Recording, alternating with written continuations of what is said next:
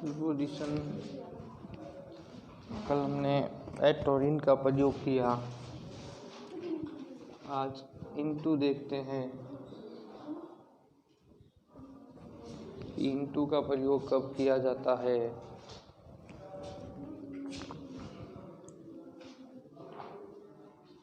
इसका प्रयोग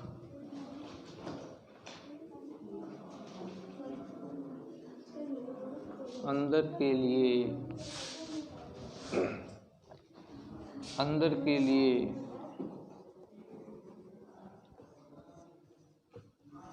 गतिशील अवस्था में किया जाता है।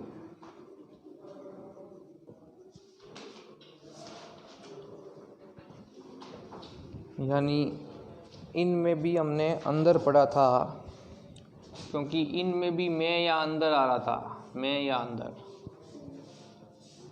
और इनटू में भी मैं या अंदर आता है। लेकिन दोनों में अंतर यही है कि इन जो है अंदर होने की स्थिर अवस्था को बताता है, लेकिन इनटू जो है अंदर होने की गतिशील अवस्था को बताता है। गतिशील अवस्था की बात आए तब इनटू का प्रयोग करना है, और अंदर के लिए स्थिर अवस्था की बात आए वहाँ पर अपने को इन का प्रयोग करना है। जैसे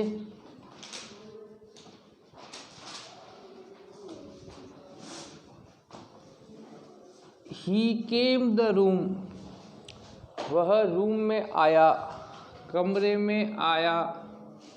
आया मतलब पहले कहाँ था, पहले बाहर था। गति करके आया है मतलब बाहर से अंदर आया है, इसलिए वहाँ पर गतिशील अवस्था हो गई है तो अंदर। लेकिन एक तो हम ये कहते हैं कि वह कमरे के अंदर बैठा है तो वो स्थिर अवस्था हो गई। वह कमरे में आया, इसका मतलब गतिशील अवस्था हो गई। तो हम लिख देंगे ही केम इनटू द रूम। यहाँ फिर इन नहीं लगाएंगे, इनटू का प्रयोग करेंगे।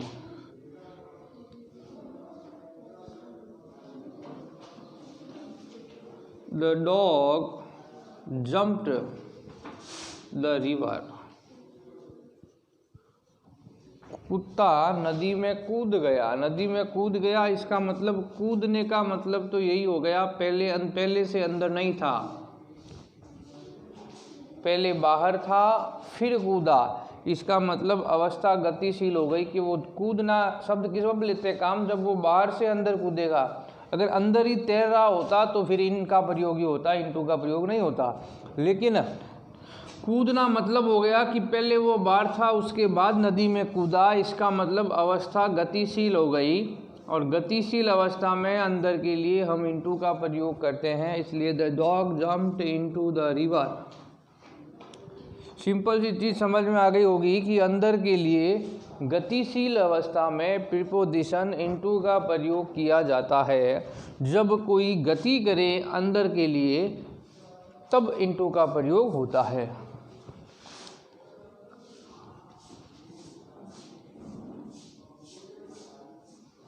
वैसे ही अपॉन है, इसका प्रयोग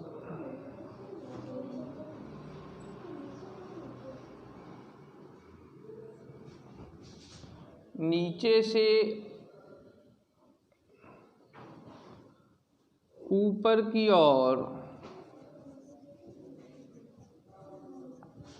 गतिशील अवस्था में किया जाता है।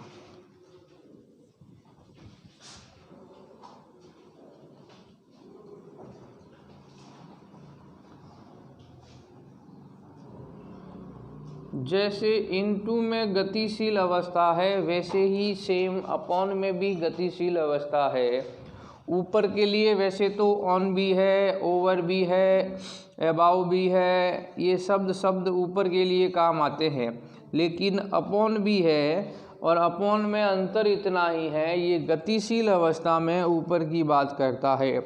जैसे अंदर के लिए गतिशील अवस्था में हमने इनटू लगाया था, वैसे ही गतिशील अवस्था में ऊपर के लिए बात करेंगे, वहाँ पर प्रीपोजिशन अपॉन का प्रयोग किया जाएगा।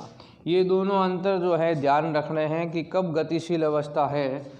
जैसे the cat jumped the table,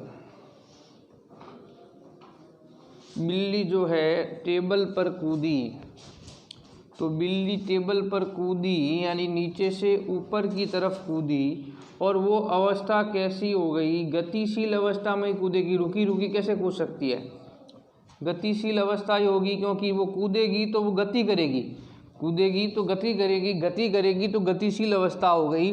और गतिशील अवस्था में नीचे से ऊपर की ओर कार्य करे तो वहाँ पर अपॉन का प्रयोग होता है। The cat jumped upon the table, कि टेबल के ऊपर कूदी।